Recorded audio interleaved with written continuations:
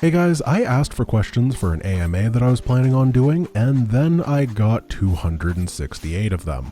So instead of doing everything in one giant sitting, I am going to be breaking it up and trying to get about 10 questions out every week as an ongoing series.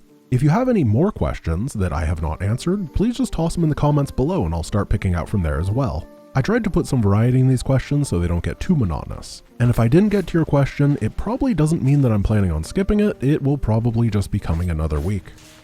Where are you from and where do you live? I was born in the San Francisco Bay Area of California, and when I was 8, my family moved to Portland, Oregon. I've lived in various areas around the city ever since. Are you a full-time streamer? I'm not a full-time streamer, I am a full-time content creator. In terms of income, I make about 25% from Twitch, 65% from YouTube, and 10% from donations while I'm not streaming, Patreon, and that sort of thing. Did you expect Deathless to blow up like it did? Not at all. The video got a fairly lukewarm reception on Reddit when I posted it, with the top-rated comment calling it boring. The video itself did very poorly initially. It got about 700 views in 2 months. At that point, I had actually quit YouTube because I had put so many hours into making a video that people didn't seem to like. I thought that I just didn't know how to make a video. And then the video randomly got 350,000 views in a week. So I scrambled as fast as I could to make Heart of the Swarm Deathless. I had already done all of the Deathless StarCraft 2 runs on stream, I had just completely given up on the YouTube idea at that point. From then, I tried as hard as I could to ride the momentum. I knew I had found an opportunity and I was not going to let it slide. Do you prefer Pepsi or Coke? The real answer is that it depends on how you drink it. Coke in a can is closer to Pepsi in a can than it is to Coke from a soda fountain. Soda companies also use local water when bottling and canning, so whichever has a plant closer to your home is going to taste more familiar and you're going to like it better. How long does it take to make a main channel video? Not including doing the run, each minute of final footage takes about 1.5 hours. Most of this time goes into reviewing, scripting, recording, editing the recording, matching the clips up to the recording, balancing the music, and writing the dumb little jokes down. Would you consider doing a Deathless run in my favorite RTS? The big problem with many other RTS is twofold. The first is that traditionally unit micromanagement is a lot less possible than in StarCraft 2. Even Warcraft had a huge number of resets due to frustrating collision and pathing. The second problem is that the time to kill in many other RTS is really low. StarCraft 2 and Warcraft 3 use a much softer rock paper scissors counter system than most RTS.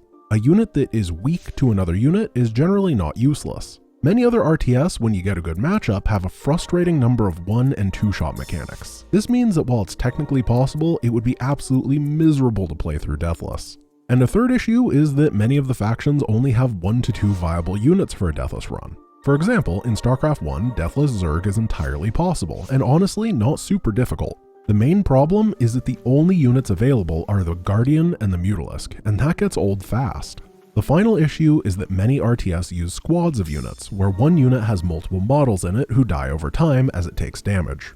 While 75% of people would agree that a unit's model inside of a greater unit is not dying and not grounds for a reset, there's going to be a good quarter or so of people who vehemently disagree, and I don't want to deal with that kind of rabid fighting. Why did you start making challenge runs? Back when I was a streamer with 4 to 5 average viewers, Rhyme and I were chatting while doing mastery achievements. And eventually, the topic of beating In Utter Darkness without losing unit before Artanis arrives came up, so I gave it a shot. After doing that pretty easily because Void Rays are OP, I decided to give the entire campaign a try. I would like to support you financially. What service takes the smallest cut? For one-time donations, PayPal is the best. For recurring things, Patreon is the best. They both take about 5%. Twitch subs, on the other hand, take about 50% of the money. However, if you have Amazon Prime, then you do have a free Twitch sub that costs you nothing. And that one's the best because it's free. You do have to do it manually every month, however, it takes money right out of Jeff Bezos' pocket and gives it to me. What other games do you play? I don't get a whole lot of time to play other games right now. Between June and now, I've done casual playthroughs of Dark Souls 3 and XCOM 2. I also bought and tried Sekiro, but I'm so bad at that game that I'm gonna have to sit down and get good before I can actually play it casually. While my internet was down, I finally got a bit of time to work on my Steam backlog and played through all of Ender Lilies in 2 sittings. The game that I have the highest number of hours on Steam is Kerbal Space Program, though I have not touched that game in years. I got a bunch of similar questions for this one, so I'm kind of mashing them all into one. Some were directed at me, and some of them were more generally asking for themselves. How do you improve at things? The easy answer is targeted practice. Instead of mindlessly working on something, have a clear, defined goal in mind that can be reached without external interference. The harder but infinitely more useful answer is to force yourself to take pride in the work that you are doing. Humans' default reaction to finishing something that is difficult is thank goodness it's over. In my opinion, the much more healthy response is to learn to say, I am proud that I worked hard on that. Being glad that it's over teaches your brain that working hard is inherently a bad thing and should be avoided. That is the type of mindset that makes procrastination happen. One trick that I like to do is write down the things that you do, in the same place, every time. Whenever you add a new task, take just a couple of seconds to look at how much actual important stuff you've done. I promise you that this list is going to grow to an absurd level very quickly. When you learn to look at the things that you have done and take pride in them, you will naturally start wanting to do your best, work your hardest, and improve as much as you can. Because your brain comes to understand that putting work brings value.